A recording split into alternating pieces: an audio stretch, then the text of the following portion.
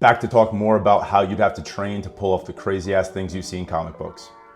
Last time I talked about how Ghostmaker caught Batman as he fell out of midair, falling some 30 stories out of a skyscraper in Batman issue 110. This time I'm going to talk about a very short scene in the exact same issue where Nightwing is shown running along rooftops to go help Batman. Nightwing, or Dick Grayson, was the first Robin that Batman took on and trained. While still a young kid, Grayson performed as a trapeze artist with his parents, which had to have been some sort of violation of some child labor law.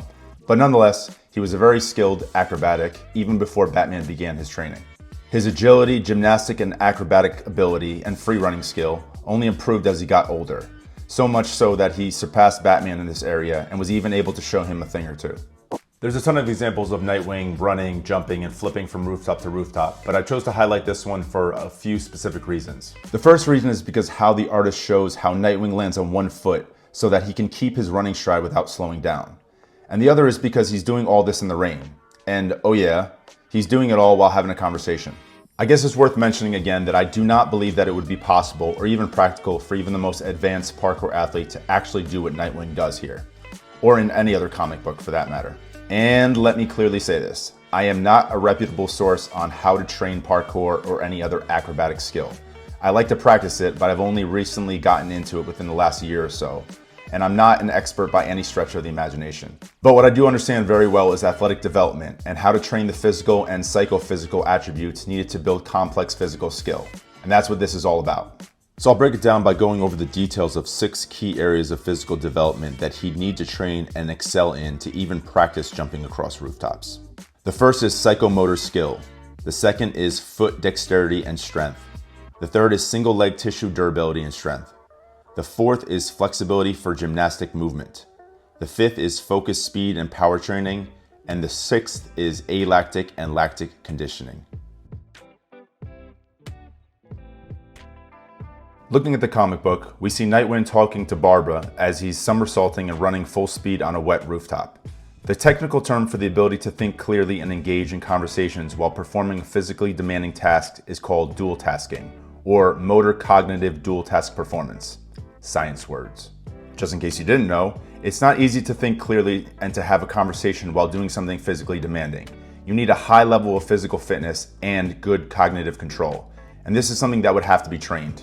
A straightforward way to train this would be playing catch or bouncing a ball against a wall and catching it, while also answering a cognitively demanding question, like a math problem, or solving a mental puzzle. Another would be switching back and forth between a cognitively demanding task and either some mindful movement like yoga or some difficult bodyweight movement where your balance is challenged. To take it a step further, psychomotor vigilance is the ability to sustain attention and also react quickly over a long period of time as we begin to fatigue from physical and mental stress. To train this, we could first tire ourselves out with something physically intense like sprinting or interval work, and then immediately try to perform mental arithmetic, memory recall tasks, or even agility drills where someone quickly gives us a set of instructions that we need to then follow. Your feet are your base. Yeah, duh. Everyone gets that. But did they really get it? Without strong feet, we can't have a stable body, which means we can't repeatedly create powerful dynamic movements. But when you talk about training the muscle of the feet for strength and mobility, people start nodding off. But Nightwing wouldn't nod off. Why? Because with all the jumping, flipping, and parkouring on hard concrete surfaces, he'd need to make damn sure his feet were strong, mobile, and resilient enough to take that beating. Not to mention having more toe strength, believe it or not, can actually help us jump higher, run faster, and change direction better. Foot dexterity goes along with this. This is the ability to control and manipulate your feet and toes with preciseness. This would be really important for Nightwing because it can significantly improve balance and agility, and it can improve performance in anything that requires quick and coordinated movements. Some exercises we can do for strength and mobility of the feet while also improving dexterity are a toe flex and stretch, where you lift your big toe while keeping the others flat against the ground and then press your big toe down and try to lift the others up.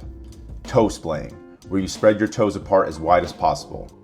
Rooting the feet in, where you push against the ground through the entire big toe and the outside of the ankle and hold the contraction for 5 to 6 seconds as you feel the arches of your feet lift up. Towel scrunches, where you place a towel on the floor and use your toes to scrunch it towards you. Walking on toes and walking on heels, that's pretty self-explanatory. This strengthens the calf muscles that cross the foot and builds mid-foot strength. There's more drills and exercises that you can find with a simple Google search, but we can't spend all our time looking at feet.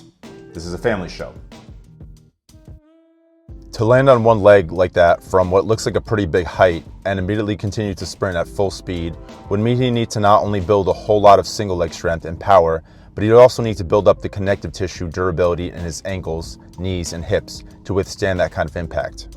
Single leg exercises like split squats, pistol squats, and step-ups done through full range of motion strengthens the supporting muscles of the joints to create the stability that prevents common injuries from poor balance during dynamic movements, while building the muscle coordination that you need for better athletic performance. Doing some of these exercises with a very slow and controlled tempo can directly help make the tendons and ligaments thicker and stronger.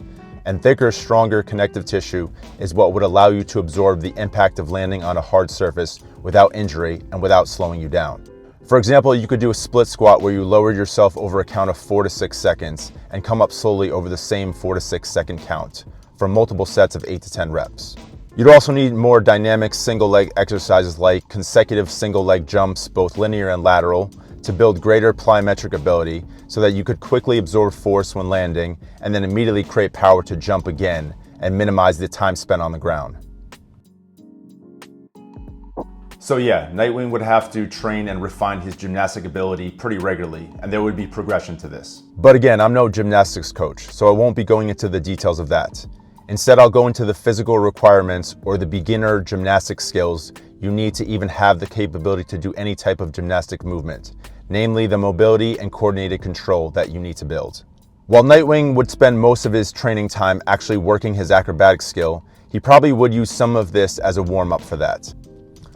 The biggest, or at least the first, obstacle I found to learning or practicing any type of handspring or flip is lack of mobility, specifically in the spine, shoulders, wrists, and hands. If you've never tried doing something like a back handspring, you may not understand just how flexible your back needs to be to create the arch you need to kick your legs over. And this mobility isn't going to come overnight. You need a progression.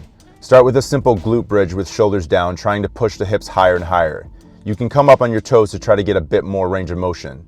Then you can try putting your hands on the ground by your ears and push yourself up from there, as much as your wrist and shoulder flexibility allows. You really will need to dedicate time to wrist, hand, and shoulder mobility, or you'll never be able to push up into that bridge with straight arms, even if your back becomes more mobile. The hands and wrists need to be stretched forward, back, palm up, palm down, inside and out. So pretty much everyone has their own opinion on shoulder mobility, but I'm just going to give you a couple simple ones that I've used to help free up my shoulders and create stability.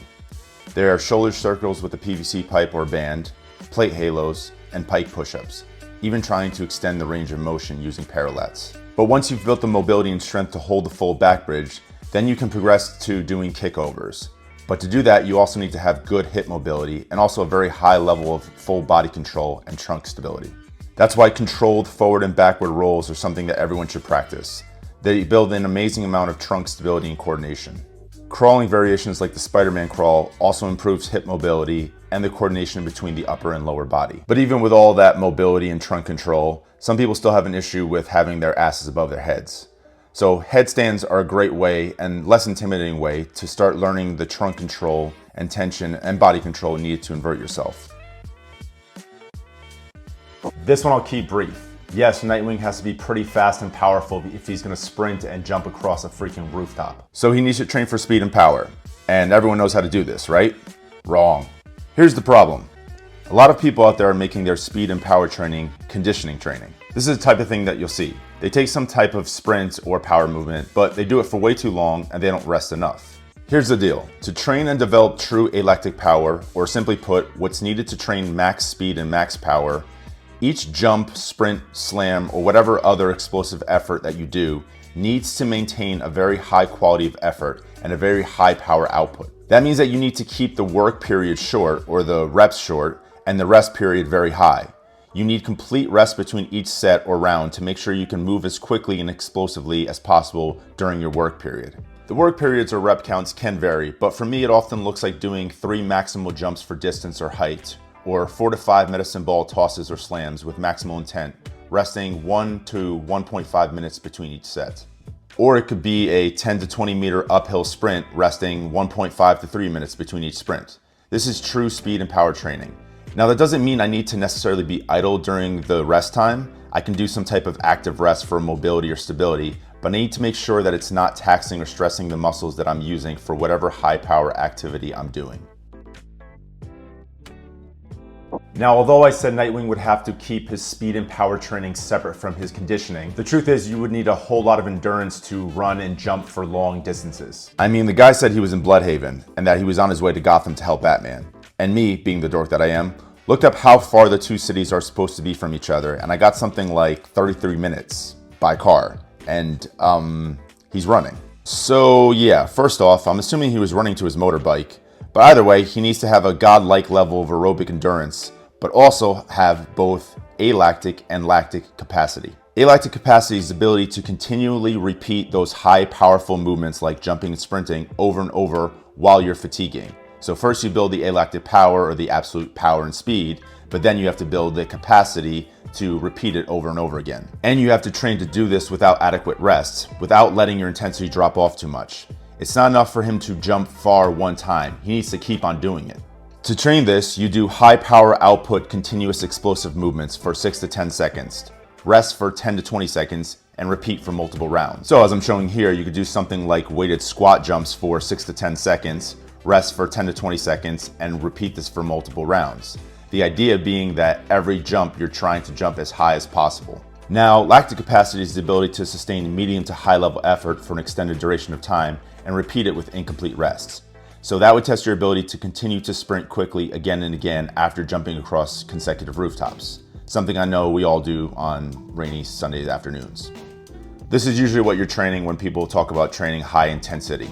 So to train this, you could do something like continuous box jumps or sprints for 30 to 50 seconds, or even doing something like a kettlebell swing for that time, resting for 30 to 50 seconds, and then repeating for multiple rounds. There's definitely a whole lot more that Nightwing would have to train to be Nightwing. This definitely wasn't an exhaustive description of Nightwing's entire training routine, but I'm thinking about making an updated and upgraded version of something that I wrote for Barben a while back. That said, I think this is a good place to start training for your first rainy night patrol. So if you're ready to put on that oh so tight black and blue bodysuit after watching this, or you just found this interesting, leave a like or comment down below. And I'll see you next time they shine my light in the sky.